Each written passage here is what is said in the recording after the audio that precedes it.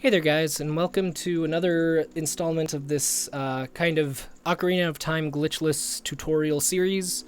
In this series I'm just kind of covering little tips and tricks and nuances that aren't really included in any other tutorials I've seen, or just aren't really covered in any tutorials at all. And so pretty much the only way to learn these little things is to speak to other people, word of mouth. And I figured that's kind of an inefficient way if you don't know anybody in the community, or you're just starting to get involved in the scene, or if you're just learning offline, you don't stream, that kind of thing. So today we're going to be talking about this torch, and what's important about this torch is after you do B1 skip, the fastest way to get fire is to get wedged into this corner right here and kill this guy. Get wedged into the corner, backflip, and jump slash using your C button to get a flame off of the torch. Now, the timing on this is very, very lenient. It's extremely lenient, actually. It's like 4 frames, I believe, is what it is. And that, in a game that runs at 20 frames per second, that is extremely lenient. However, the thing that is not lenient, and as you can see, I'm actually having trouble with it myself because I still kind of suck at this. The thing I'm having trouble with is the angle.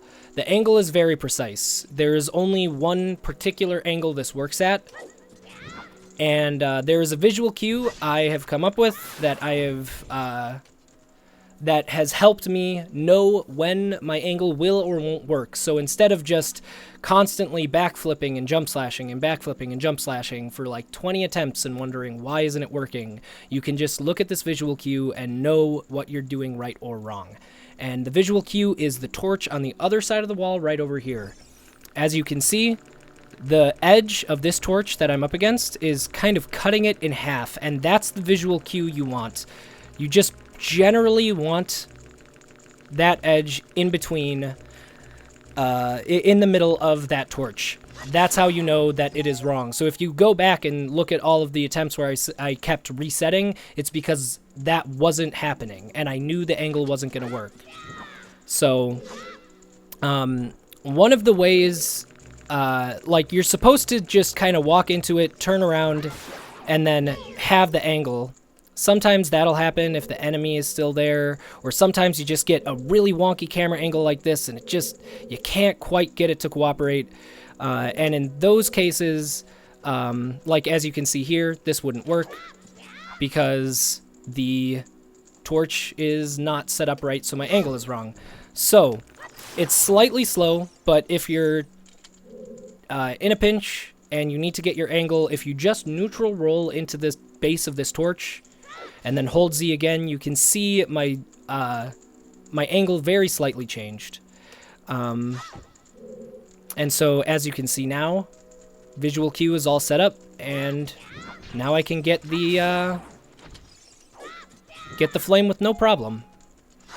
So it's just that's one of the tricks. I think that's probably one of the worst offenders in terms of just there's no information online about that trick at all that I could find.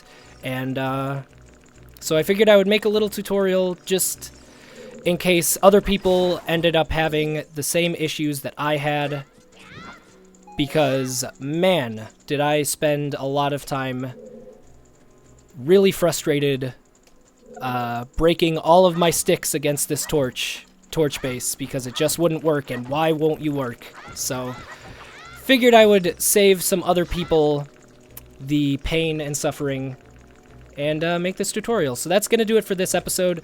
Not sure what I'm going to do next time, but until next time, I hope you guys learned something new from this video. I hope it helped at least one person.